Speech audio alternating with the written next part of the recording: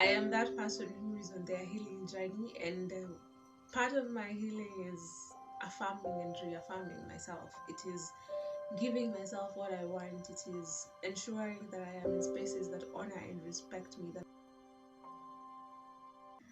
Hi, and welcome to my YouTube channel. This is my second video. The first one was around Christmas time, and I was talking about how you don't have to go home unless you want to. So, did you go? Was it because you wanted to? Did you have fun? See, I decided that I was gonna go for Christmas after being no contact with my mom for 10 months. I decided I was gonna do this because it was important to me.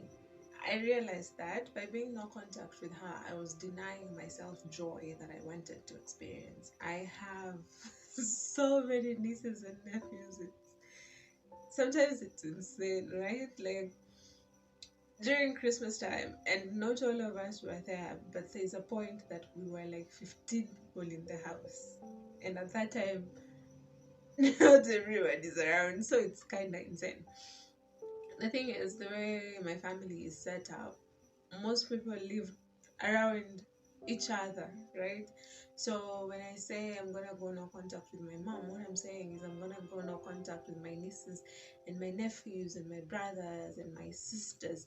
It's insane. So when I decided to go no contact, it was because I was hurt, I was in pain, and I couldn't imagine being in the same space with my mom after she had hurt me and be around her and smile and everything. So I decided to go no contact March of 2022 to give myself space to breathe and space to heal. Sometimes you need solitude, and some things you can't figure out unless you are in solitude. So I did that. And that time was 10 months. It was 10 months of not talking to her, not calling, not seeing each other. Just 10 months of me sitting with my pain, trying to heal it to the best of my capacity, to come back to a place where I'm like, I think I can be in the same room with you without being angry, without being bitter, without being disappointed. So when Christmas came around, I waited. My goal in life is to give myself joy. So by staying away, was I getting the joy that I wanted? Because sometimes the thing that works in one season doesn't work in the next season, Amen. And going no contact made sense in March, but by December it didn't. So I stopped and I went home. I went home for Christmas. I shared my cooking.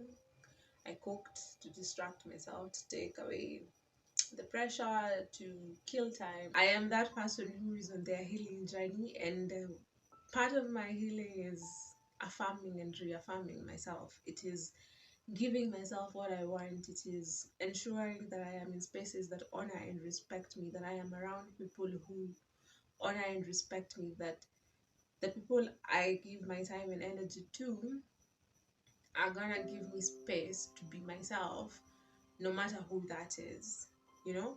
And it's not a matter of you are too much, you're doing too much, or this or this or this. It's just a matter of be you, exist. That is what I demand of my spaces. That is what I demand of my relationships, because I offer the same thing. And home wasn't giving me that. So going home, it was a matter of evaluating and valuing. What am I going to do? How am I going to deal with the fact that this space is not going to give me the one thing that I really, really want? I want to be seen, I want to be respected, I want to be heard, and home won't give me that. And when I say home, it specifically, particularly means my mom will not. That I did not go home for 10 months because I realized that she would not love me the way I expected to be loved. But here I am 10 months later saying, okay, I'm gonna go home because there is love that is served there that I want. And to make up for the fact that that environment cannot give me what I want yet, I had to tell myself that If anything, if I felt uncomfortable, if I felt the need to quit the journey, if I was in the matatu from Embu to Nairobi and my heart said stop, I wouldn't have gone. I was listening, I was tuned in, I was tapped into my intuition, and I needed to be okay with being around people or a person who did not really see me for who I was.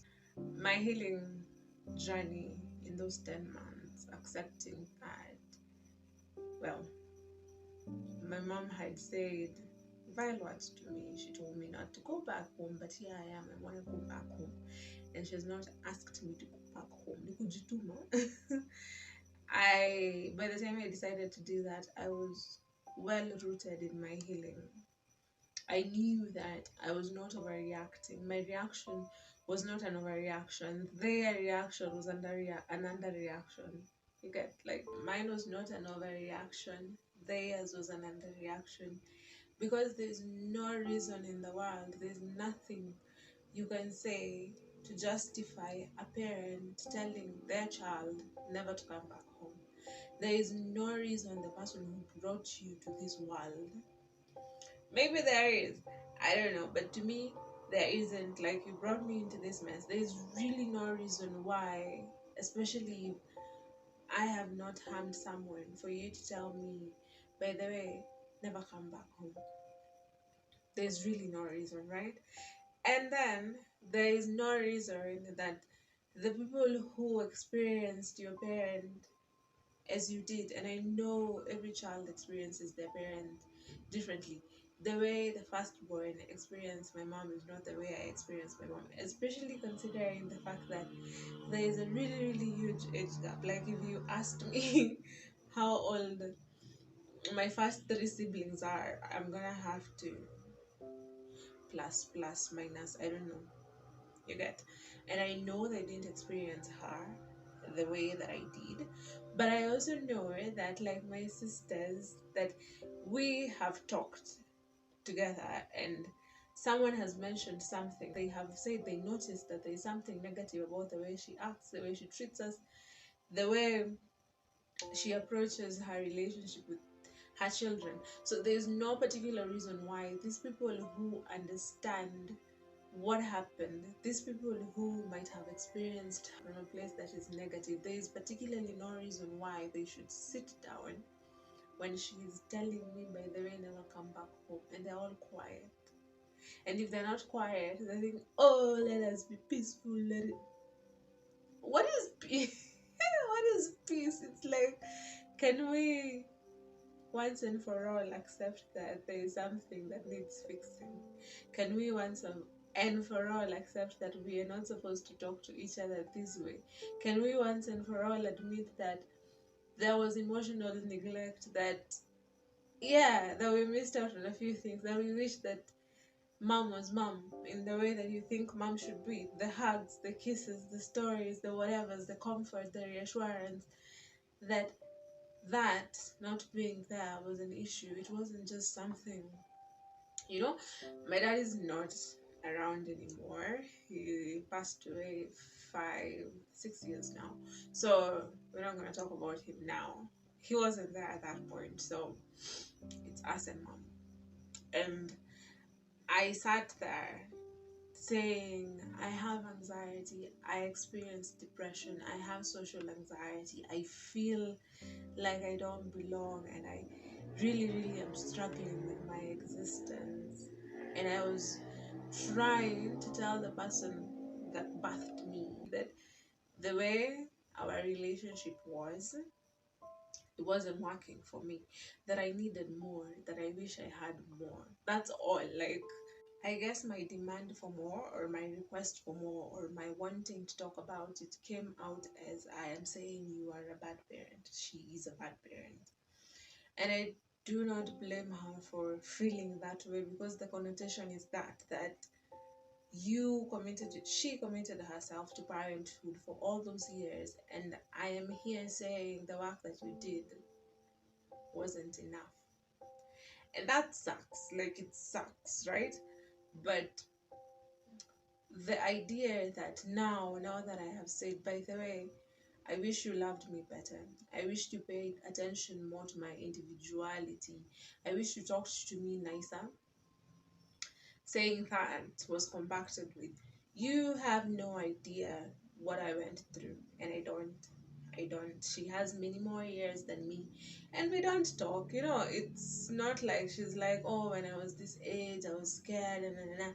It's always a matter of you don't know what happened to me, you don't know what I had to deal with, you don't have a clue, and I don't. And I don't.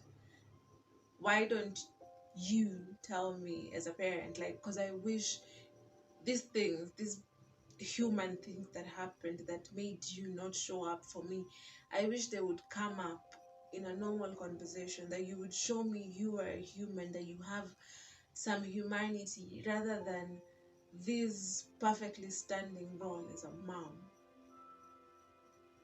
that I am the one who's failing at being a daughter, that there is no room for me to fail because I have never known you to fail, that you were trying to portray this picture of perfection. And then when I refuse to see that perfection, you get angry at me and you want me to understand that you went through things, so I should be okay with what you put me through, with what I lacked, with what I needed, with the neglect I went through, with the abuse I went through. Like, show me you are human on a normal day. Don't try and counter my speaking up for myself with trying to make me feel sorry for you. I do, but that wasn't the moment. And when I refused to listen to the she went through a lot thing, it was me. I was the bad person. So eventually she rounded back to it. Never come home. Like, I was trying to have a conversation. Anyway, I was at a place in my healing in December where I was like, all those things that happened in March, they still hurt, they still suck. Like, I still want answers, but I am willing to be in the same space. I am willing to talk, even though casually, because I had honored myself, I had given myself space, and I had established that I was not overreacting. I do deserve to be talked to nicely, especially by my mom. I do deserve to be hugged. I do deserve to be told I love you, and maybe I'll never get those things there, but I had to reconcile with that fact. I had to see her humanity and understand that she did the best she could, which is what everyone preaches. Oh, you gotta understand they did the best they could, and they did. And when I was healed enough to accept that, I accepted. But then I am still in a space where I demand or I require that for us to move forward, I must see that humanity outside the guilt tripping, outside trying to make me forget everything I went through to forgive you. Like, I am open to have a relationship, I am open to have a conversation, I am open to see your humanity, but I am not going to dig for it. I am not going to try to see it when you are not showing it to me. I'm not going to imagine that you hurt, that you are anxious, that you are depressed, or whatever, or you're struggling. Like, I know, so I'm going to respect you and I'm going to honor it, but I am not going to put myself under the pressure of seeing it. If you do not show me, then I will not see it, or I will not acknowledge it, or I will not prioritize it over my own humanity. The goal is to protect my peace. The goal is to understand that I have anxiety and I go through moments where my place in this world is not established. Like, I don't feel like I belong. I know that, right? But I have come to a place where I am going to understand that I'm not going to get that somewhere else. I'm not going to get it where I expect to get it. So it's up to me to heal, to morph, to decide what kind of relationship am I going to have? How open am I going to be? Open to my mom? How much of my life am I going to let her in? How much influence am I going to give her in my life? How much am I going to interact with